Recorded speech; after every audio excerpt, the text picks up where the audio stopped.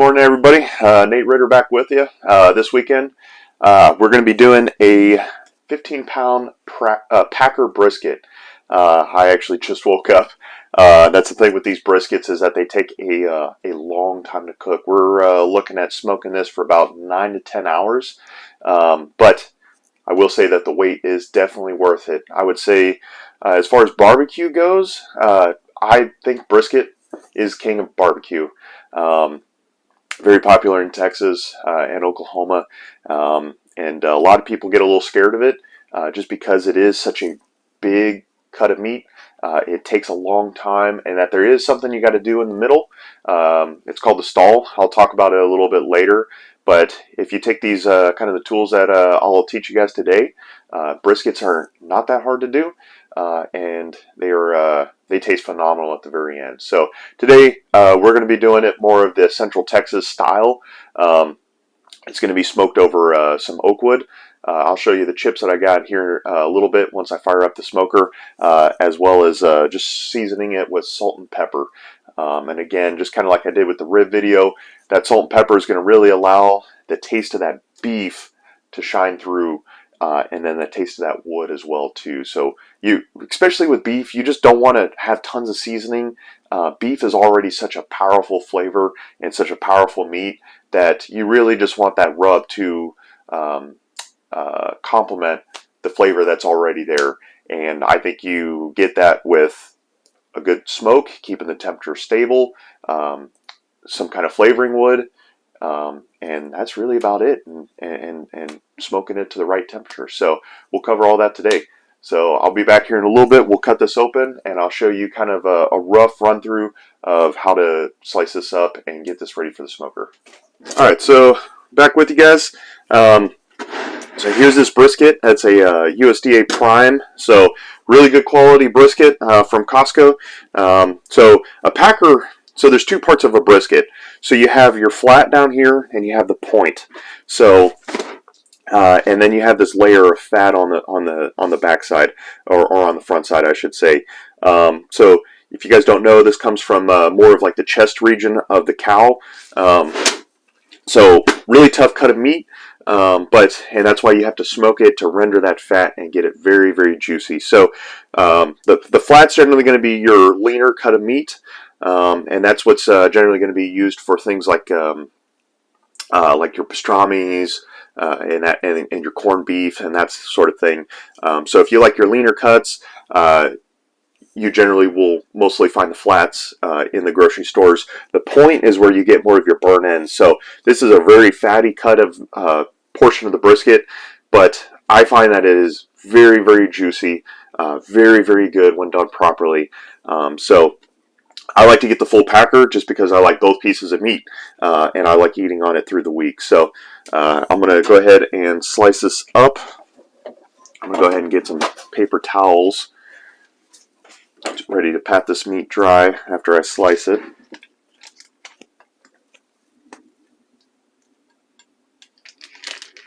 I generally like to slice it from the top just to kind of help prevent some of these juices from running all over the counter. So just be careful you don't slice through the meat when you're doing that. So I'm going to set this knife over here to the side. Now I'm going to pull this brisket out, leaving those juices down there.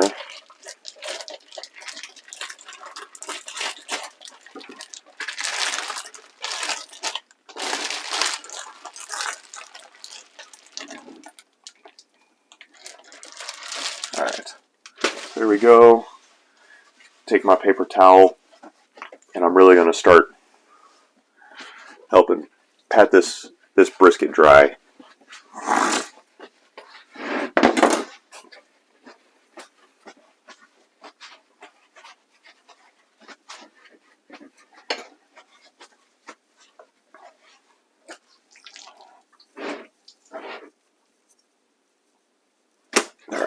So here we go. Alright, so this is where you're going to be doing most of your prep on this side. So as you can see, there's a lot of fat on this back side, and it helps things by just trimming this up just a little bit. I like to trim it down to about about a quarter of an inch of fat on the top. You can kind of trim that to how you like it. That's kind of what I like to go for. That kind of helps take down some of the cooking time. It removes a little bit of the fat. Some fat is good for flavor. Too much fat is just too much. So I'm going to go ahead and start trimming this up. If you like making your own sausage or anything like that, you can save it for that. But I generally just trim it up and toss it away. So if I was making my own sausage, I'd love to keep that, because sausage, the fat that came off of a brisket for sausage is delicious. So, all right, so I'm going to go ahead and start trimming this. I like to start kind of more on the point end. I can see a lot of where this fat is, and I just take it slow and just keep going. If you start noticing that you got meat and you're starting to trim into the meat, just kind of back up a little bit and kind of angle that knife back upwards. So it's kind of a little bit of a process, but definitely worth it in the end when you get a nice layer of fat without it being too much.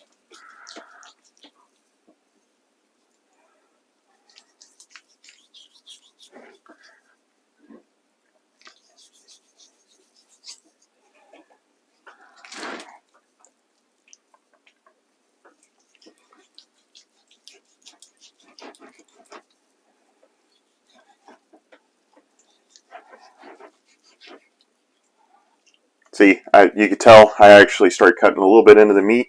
I got a little too aggressive on that, and so I'm just going to stop it there. And I'm going to just leave that right where it is and just kind of come in and start going again.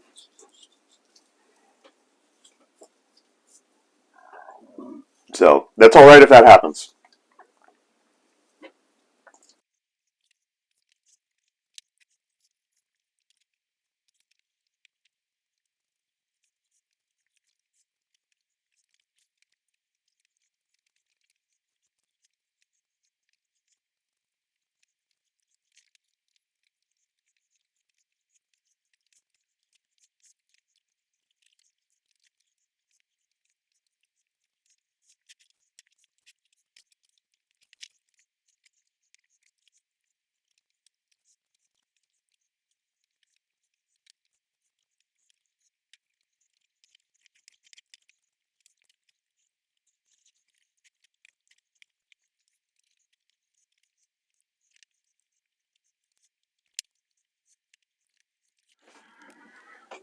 All right, everybody. So we got this brisket all trimmed up.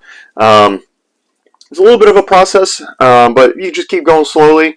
Take your time, making sure that you're practicing good knife safety. It's not too bad. So we got this all trimmed up.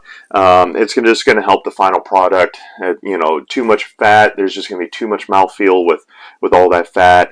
And again, that fat's just there to help give some flavor without it being too much. So we got all that done.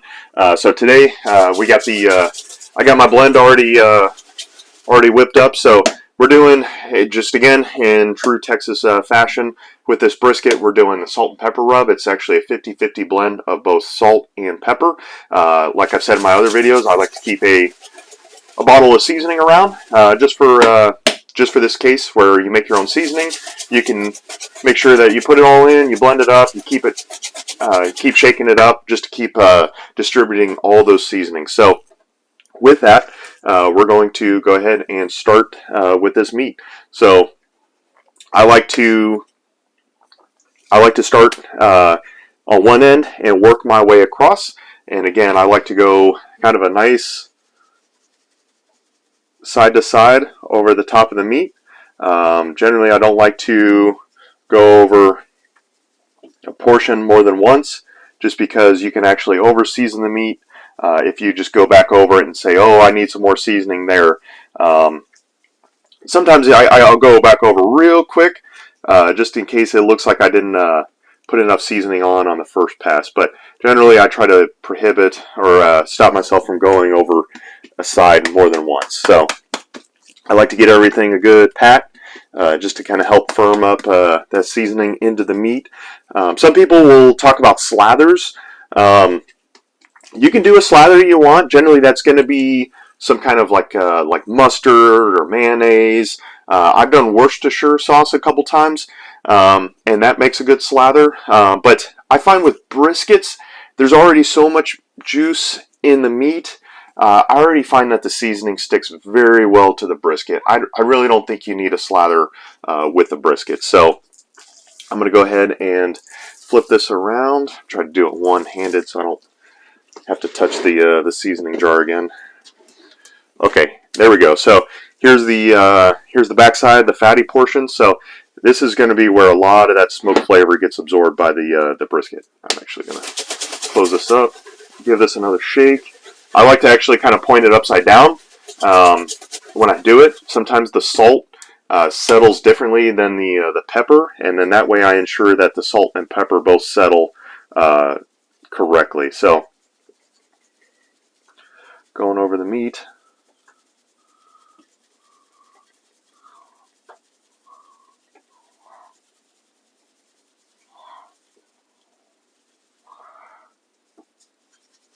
And it's good to make sure that you're doing the same motion and you don't put too much in at one spot, because then it's just going to be way too salty in one bite. So nice, fluid, gentle motions, seasoning across the beef, and you'll have a nice brisket like this. So that's it. We're going to go ahead and get that smoker prepped, and I will see you guys outside here in a little bit.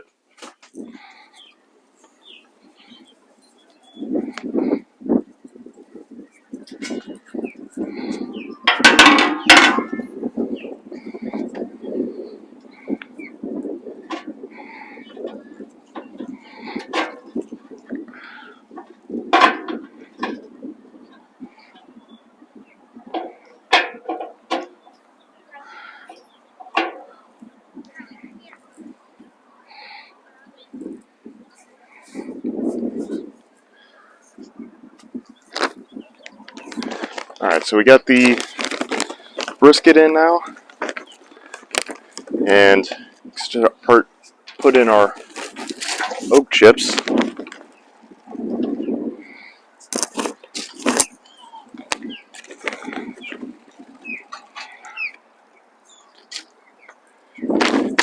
So they didn't have any just plain oak chips, but they have the Jack Daniel's whiskey barrel oak chips. So since whiskey barrels are made out of oak, I figured why not. So brisket's in now. We're going to let it rest for about 3 hours before we come back and check it. So it's important, again, for the first 3 hours not to check it. A lot of that smoke and a lot of that flavor is going to get imparted on the first 3 hours. So.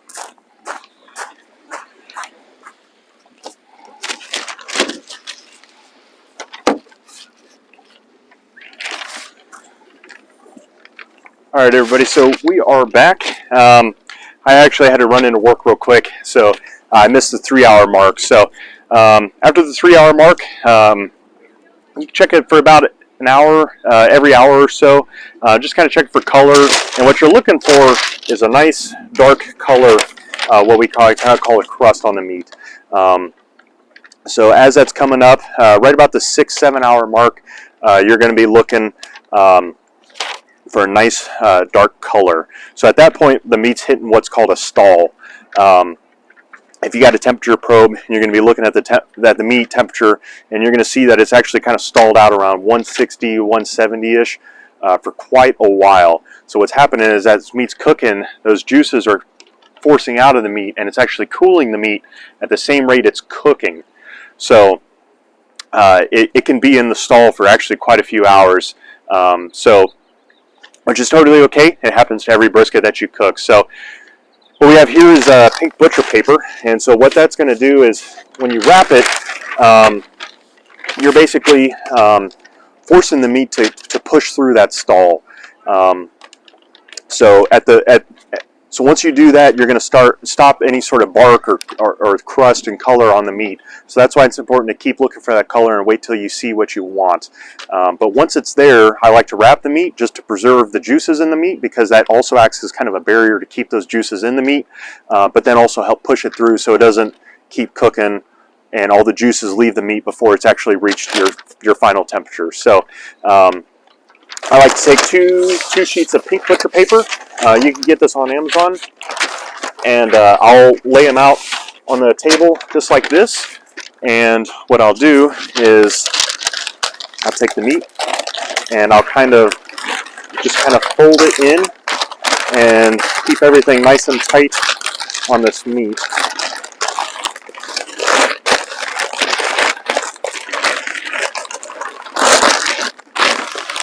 And keep everything nice and tight. It's going to kind of almost act as a seal on the meat.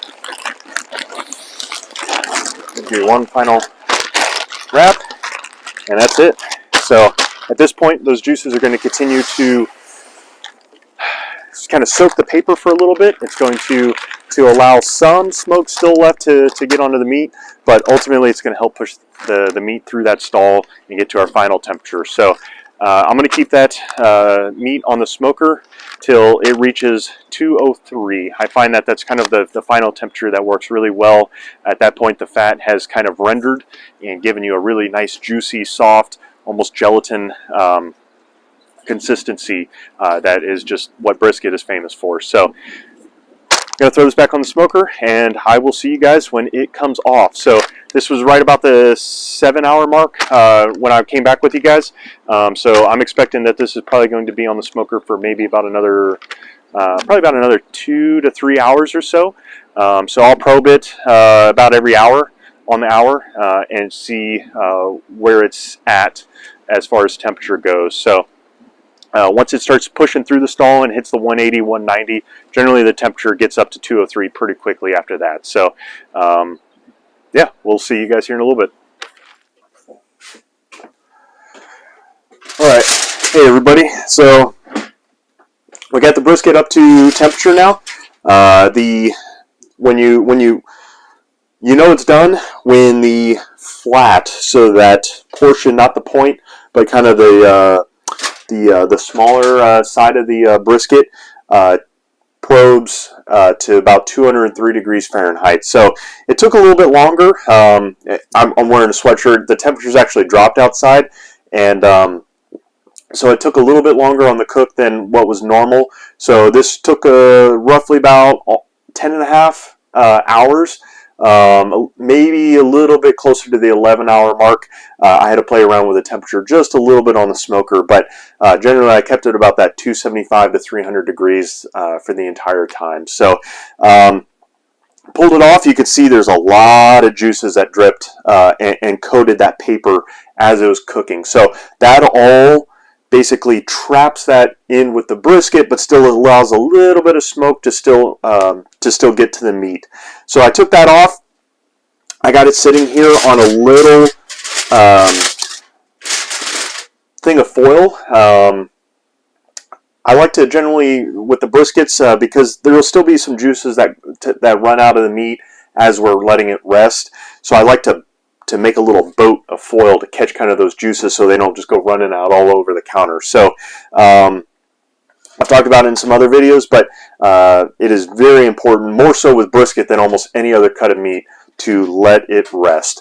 So we cooked it up to 203 degrees Fahrenheit. Generally, I'll let that rest till it gets down to, say, probably about 150 to 160 degrees.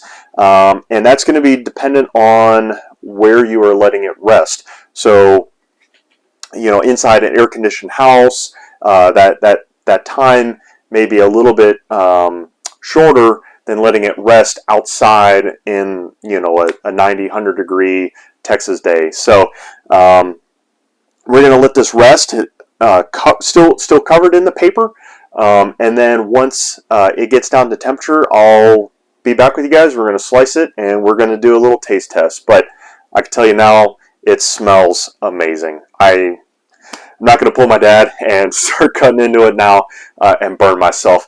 as well as when you do that, the juices are just going to start running everywhere. So I'm going to have to exercise a little bit of patience and wait for that to come down in temperature. But patience is a virtue, so I'm going to be working on that tonight. All right, we're back, everybody. So we let this brisket rest for a little bit. I kept checking the temperature, and it is down to 160 degrees. So I went ahead and cut it open and removed the hooks for you guys. So now's my favorite part. We're going to taste test it now. So let me get this camera positioned real quick. All right, there we go. So that was pretty hard waiting for this thing. So this is far and away my favorite thing to cook on the smoker. So I absolutely love brisket. So that that just sliced right through it. I don't know if you guys can see, but it's got a little bit of a smoke ring to it. So it's they got that pink, nice pink ring around the meat that happens when you smoke. It's got a nice bark on it with that salt and pepper rub. So without further ado.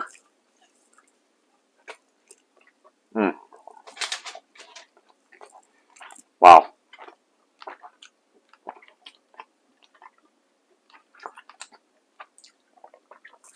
That's amazing.